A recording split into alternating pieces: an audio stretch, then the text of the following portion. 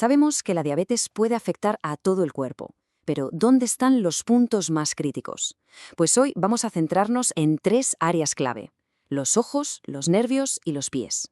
Veremos qué dice la Asociación Americana de Diabetes sobre cómo prevenir las complicaciones más serias, porque al final de eso se trata, ¿no? De entender bien los riesgos para poder anticiparse y tomar las riendas. Vamos a empezar con un dato que, la verdad, impresiona.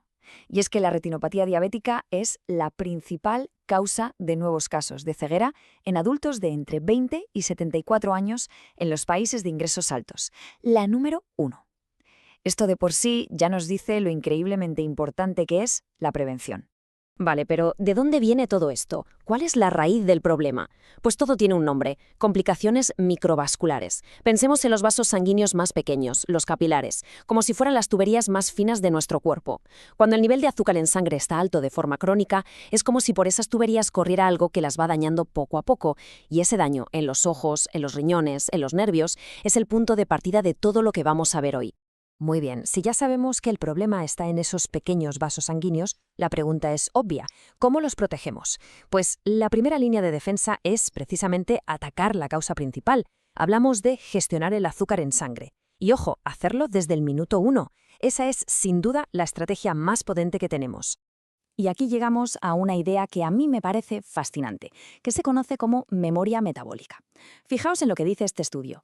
Básicamente, la ciencia ha descubierto algo alucinante. Si al principio de la diabetes se consigue mantener un buen control del azúcar, el cuerpo recuerda ese buen trabajo. Esos efectos protectores duran años, incluso si más adelante el control no es tan estricto. Es como una inversión, ¿verdad? Una inversión en la propia salud a largo plazo. Todo lo bueno que se haga al principio, cuando se diagnostica la diabetes, va a pagar dividendos, va a generar beneficios durante muchísimos años.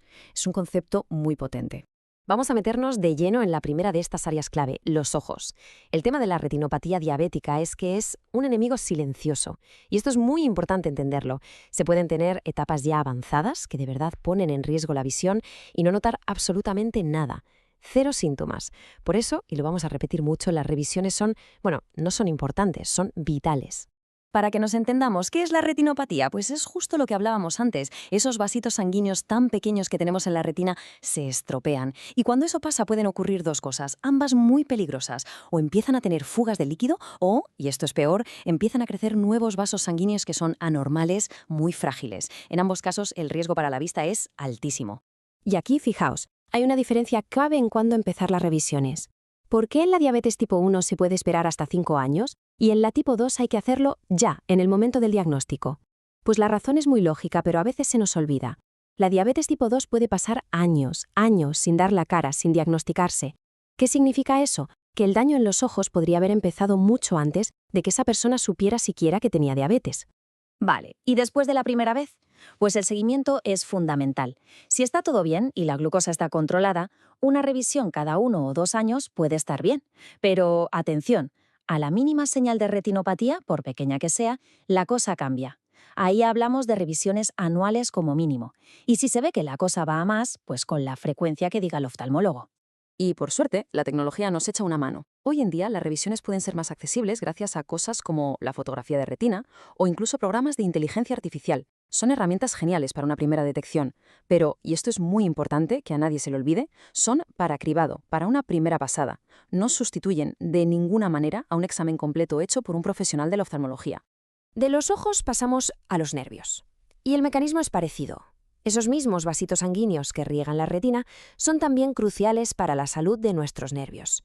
¿Y qué pasa aquí? Pues que nos encontramos con otro problema que actúa en silencio: la neuropatía. Muchas veces se va desarrollando sin que la persona note nada, hasta que el daño ya es considerable. Mirad este número porque es de los que te dejan pensando. La mitad, hasta un 50% de los casos de neuropatía periférica pueden no dar ningún síntoma. Repito, la mitad de las personas afectadas no sienten ni dolor, ni hormigueo, nada. Pero el daño en los nervios se está produciendo y esto crea una situación de riesgo enorme porque se pueden producir lesiones y simplemente no enterarse. Entonces, ¿qué es exactamente la neuropatía periférica? Pues es el daño en los nervios, sobre todo en los de las piernas y los pies. A veces causa dolor o pinchazos, sí, pero el verdadero peligro, el más grande, es cuando provoca lo contrario: una pérdida total de la sensibilidad. Esto tiene un nombre técnico, pérdida de la sensación protectora. Y es que literalmente desactiva el sistema de alarma natural del cuerpo. ¿Y cómo se detecta esto? Pues que nadie se asuste, que no es nada del otro mundo. Son unas pruebas muy sencillas, que no duelen nada. Básicamente se comprueba la sensación a un pinchacito muy suave, la percepción de la vibración con un diapasón y la prueba estrella, la del monofilamento de 10 gramos, que no es más que un filamento, como un hilo de pescar rígido, con el que se toca el pie para ver si se siente. Simple, pero increíblemente útil. Claro, si hablamos de pérdida de sensibilidad en los pies, es inevitable hablar del cuidado de los pies, porque aquí es donde se junta el hambre con las ganas de comer. Cuando la neuropatía se suma a una mala circulación, se crea una combinación explosiva, una situación de altísimo riesgo que necesita muchísima atención. Es lo que se conoce como la tríada del riesgo. Pensemos en ello como la tormenta perfecta. Primero, la neuropatía hace que una pequeña herida, una ampolla, una rozadura, pase totalmente desapercibida. No se siente. Segundo, la mala circulación, la enfermedad arterial periférica, impide que llegue suficiente sangre para que esa herida cicatrice bien. Y tercero, si además hay alguna deformidad en el pie, se crean puntos de presión que facilitan que aparezcan esas heridas.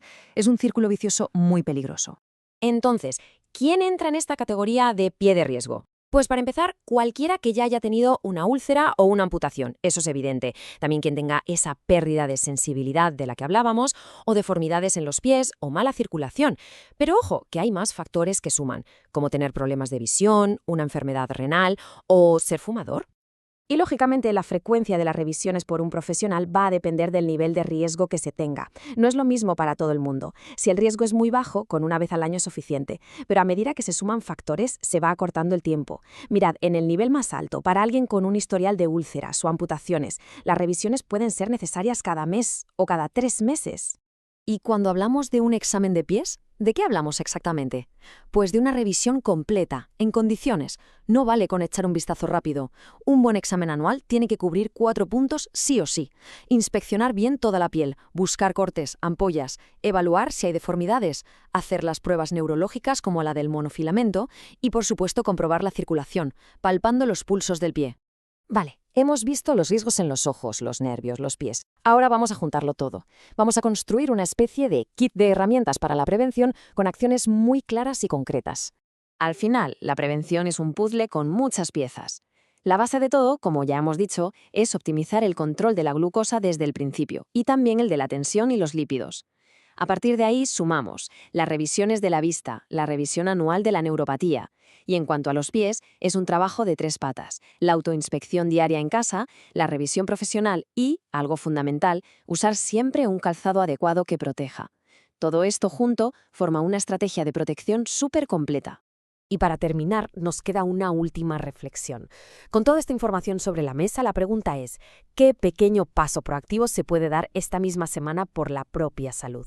A lo mejor es algo tan simple como llamar para pedir cita para esa revisión de la vista que lleva tiempo pendiente. O quizá es establecer la rutina de mirarse los pies cada noche antes de dormir. Da igual lo que sea, la prevención siempre empieza con una sola acción. Gracias por vuestra atención.